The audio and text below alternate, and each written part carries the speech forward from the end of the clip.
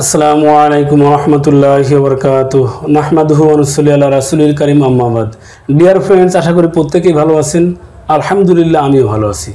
তো বন্ধুরা, অনেক যুবক বন্ধু আমাকে কল করে বলেন যে ভাইয়া, আমার প্রাইভেট কিছু সমস্যা রয়েছে। তো বন্ধুরা, প্রাইভেট সমস্যার কথা বলতে গিয়ে এই কথাটাই বলে থাকেন যে আমার অন্ডকোষ অধিক ঝুলে গিয়েছে, এবং এর অর্থ তারা এটা করতে চায় যে এই অন্ডকোষ ঝুলে যাওয়ার কারণেই তিনি যৌনরোগী, বা তার ইরেকটাল ডিসফাংশন জনিত সমস্যা হচ্ছে, তার প্রিমেচিউর ইজাকুলেশন জনিত, বা একটু আলিঙ্গন চুম্বনেই খুব দ্রুত বীর্যপাত হচ্ছে। তো বন্ধুরা, এইটিকেই অনেকেই অন্যতম কারণ বলে মনে করেন যে আমার অন্ডকোষ ঝুলে গিয়েছে। তো বন্ধুরা, আমি আপনাদেরকে আশ্বস্ত করতে চাই বা মূল কথাটি বলতে চাই যে এটি কোনো যৌন সমস্যা বা যৌন রোগ নয় যে আপনার অন্ডকোষ ঝুলে গিয়েছে। বন্ধুরা, আপনারা জানেন কি যে অন্ডকোষ কখন ঝুলে থাকে, কখন সংকুচিত হয়ে থাকে, বা কেনই বা এমন হয়?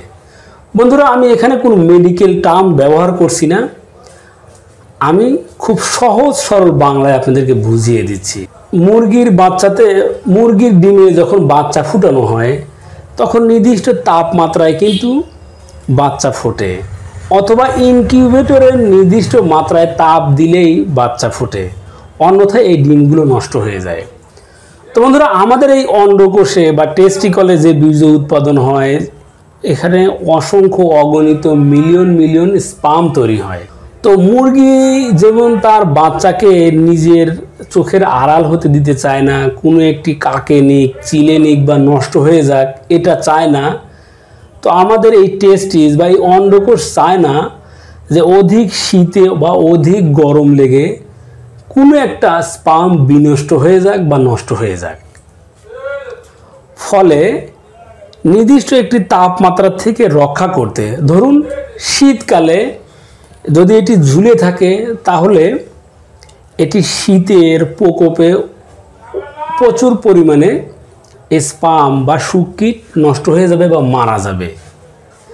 আর গরমকালে যদি এই অন্ডকোষ শরীরের সাথে লেগে থাকে, তাহলে শরীরের তাপে এই স্পার্মগুলো বা এই শুককিটগুলো তাপে মরে যাবে। ফলে আমাদের এই অন্ডকোষ অধিক শীত থেকে রক্ষা করতে শীতের সময় শরীরের সাথে লেগে থাকে, আর গরমের দিনে শরীরের অধিক তাপ থেকে স্পার্মগুলোকে, শুককিটগুলোকে বাঁচাতে এটি শরীর থেকে একটু আলাদা থাকে। এর ফলে আমাদের এই শুককিটগুলো জীবিত থাকে, শক্তিশালী থাকে। বন্ধুরা, মূলত আমাদের এই অন্ডকোষ ঝুলে যাওয়ার এটি অন্যতম কারণ। তো বন্ধুরা, এই জন্য আমি আপনাদেরকে বলবো যে আপনার এই অন্ডকোষ কখন ঝুলে থাকে। শীতকালেও কি ঝুলে থাকে? দেখবেন শীতকালে ঝুলে থাকে না। গরমকালে কি আপনার এই অন্ডকোষ শরীরের সাথে লেগে থাকে? লেগে থাকে না, ঝুলে থাকে। তো এই জন্যই বন্ধুরা, এই অন্ডকোষ ঝুলে থাকলেই আপনি যৌন রোগী নন। আপনি নিশ্চিত হন আপনি যৌন রোগী নন। তো সেক্ষেত্রে যদি আপনার অন্ডকোষে অন্য কোনো সমস্যা থেকে থাকে, সেক্ষেত্রে আপনি বিজ্ঞ হাকিমের সাথে পরামর্শ করে চিকিৎসা নিন। তো বন্ধুরা, এই ছিল আমাদের আজকে আলোচ্য বিষয়। আপনাদেরকে শুধু এটি বুঝাতে চাচ্ছি, এখানে কোনো ভেষজের কোনো বিষয় নয়। আপনি শুধু এটি জানুন, আপনার অন্ডকোষ ঝুলে থাকলেই আপনি যৌন রোগী নন।